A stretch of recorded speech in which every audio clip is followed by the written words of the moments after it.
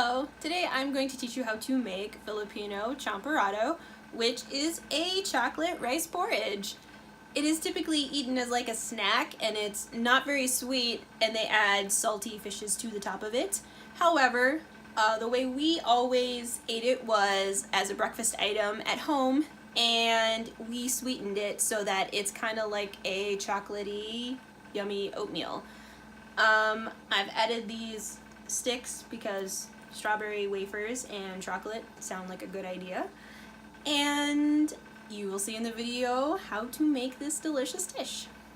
Okay, so I've already got the coconut milk in the saucepan.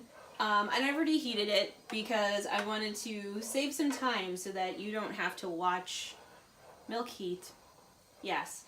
Does a watch pot really boil? I guess we won't find out because we're not going to watch it. So I'm using coconut milk. Normally you use water. I'm choosing to use coconut milk because why not use the tasty liquid for, the food, because the rice is going to absorb the coconut milk. So if it's going to absorb it, I'm going to use the tasty liquid and not water, because then it would mostly be absorbed by water. So I have the rice in this bowl versus a measuring cup because when you use rice from, say, the Oriental store or, even your local supermarket, like I got this, you want to wash it first. Basically all you have to do is put it in a bowl, and you can run water through it and just use your fingers to mix it, and when the water runs clear, it's clean, and then you get ready to use. If you buy things that are like Insta rice and stuff like that, those are, pre-rinsed or something, but you don't have to rinse those. So just something you're going to want to know.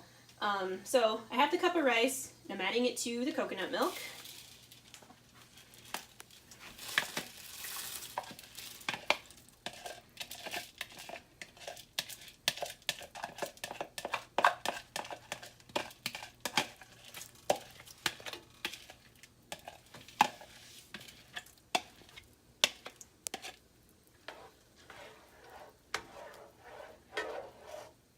And then you can use the coconut milk to cook your rice in, because again, we're going to use the tasty liquid. When you use rice, things like rice noodles and stuff like that, you always have to use water for it. A lot of times when I use rice noodles in my cooking, I will use I'll use chicken broth, and because again, why not use the tasty liquid? If the rice is just going to absorb everything, or the liquid, why not use the good stuff? So we're going to stir it. Once it starts boiling, you're going to want to stir it a little more often. You can actually put the rice in before it starts to boil, and that's fine. The rice just needs to cook. So yeah, so you can just mix it every so often. I might add a little more of this coconut milk here. So in the Philippines, there are many ways to make a lot of these dishes. One of the more traditional ways to make this is it's going to be like darker chocolate, and it's going to be less sweet. And then they add like dried salty fishes to the top of it, so it's less sweet. It's a less sweet chocolate rice mixture with like salty fish on it, and that's the way a lot of people like to eat it. The way we grew up eating it was my mother would make it for breakfast on like really cold days, because in Minnesota some mornings are really cold, and instead of making like oatmeal, usually it's stuff like, stuff that you're used to, oatmeal and stuff like that. But occasionally we wake up and she made the cocoa rice for us, and we were always excited every time we woke up and found that out. Because that was always a treat. She didn't make it very often. So that's just one of those childhood treats where you just hope when you wake up in the morning if it's going to be cold. She didn't really make it much in the summer, but in the Philippines it's kind of warm for most of the year, other than say like the rainy season and stuff like that. So not a ton of cold mornings like here in Minnesota, but so we want to wait until the rice is about half cooked. So if I had been using water, I could look at the color. It'll be, as it starts to cook, as it starts to fully cook, the rice will become more translucent and you'll be able to see through it. Since I'm using coconut milk, I can't use that method because it's all white. But the method that you can always use is you can always taste it. So if you taste it, if it's soft, it's fully cooked. If it's crunchy, then it's not cooked enough.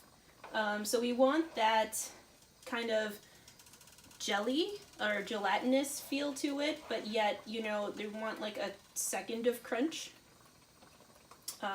when you taste it. So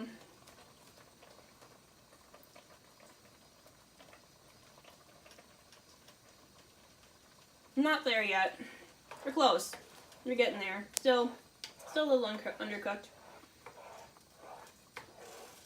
So typically, if you're not sure, once you taste it like that, give it like 2 more minutes before you taste it again, because that's kind of more sufficient time for it. But if you look into the bowl or into the saucepan, you can see like the rice is, you know, soaking up the coconut milk, and it is getting thicker. And I'm not gonna have to drain this. Ideally, the rice will soak up most of it. So, but like I said, it's still undercooked from tasting it. So we're not to the point where it's going to be, we're not at the point where it's completely soaked up everything it's going to. But we want to wait until it's about half cooked before we add the cocoa powder to it.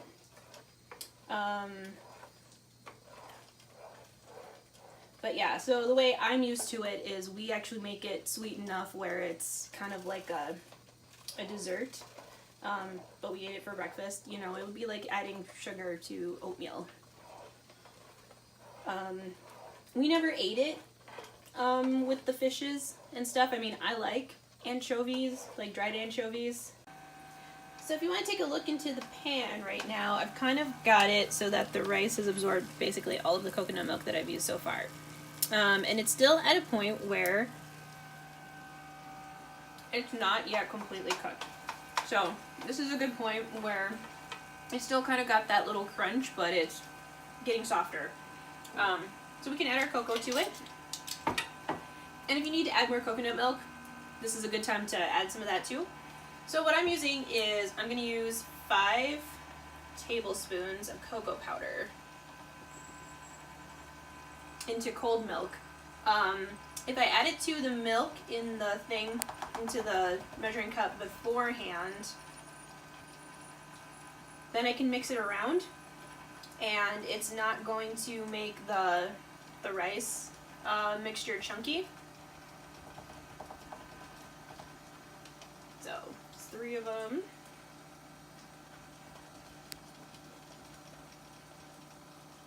Four.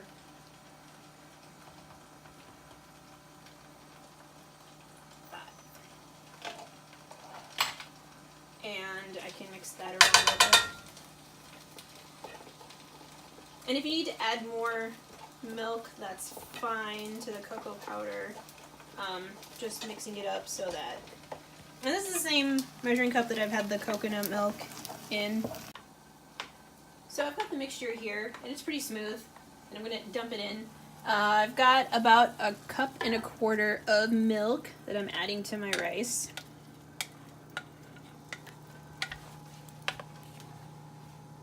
And then you can see, so now since the rice was only about half cooked, now it's going to soak in the milk and the cocoa powder. And it'll finish cooking off the rice.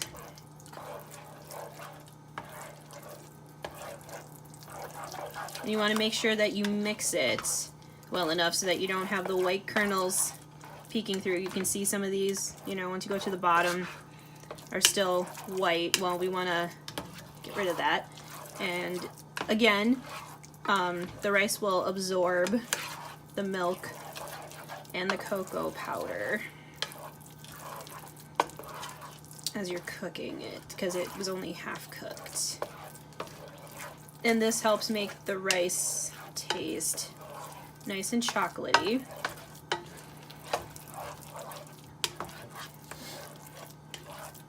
Now, I'm sure it's going to come out at some point during the cooking that I actually am not a fan of chocolate. I actually prefer like white chocolate over like milk chocolate. I actually prefer dark chocolate over milk chocolate. So I am actually not a big fan of chocolate. However, with the coconut milk, it gives it a really nice taste to it, like a nice creamy taste to it. So it doesn't taste like just like straight chocolate in cocoa or in rice. It's got a nice, you can see it's drying up pretty much completely at this point.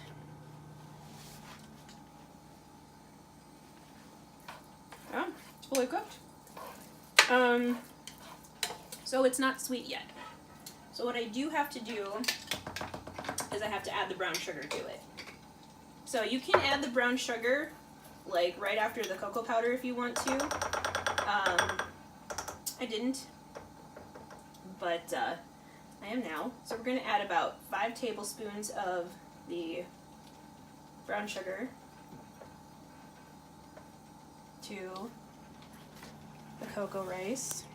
Because now the rice has this nice soft texture to it, and that's what you want when it's fully cooked. And you can just mix that in and it should just melt right into the champorado. I know I have a terrible accent when it comes to Tagalog words and stuff like that. But now it's going to be nice and sweet and not bitter. If you want to make it the way, you can make it, if you want to add the salt to it or salty fishes to it, you can make it exactly as I made it. You just don't add the brown sugar to it. If you're not looking to add a salty topping to it, then I would and want it sweet, I would recommend adding the brown sugar. Now,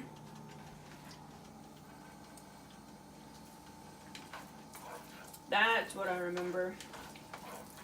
And if you want it to be more sweet, you can always add more sugar to it. That's pretty sweet. So, or if you want it less sweet, you can add less sugar to it. That's up to you.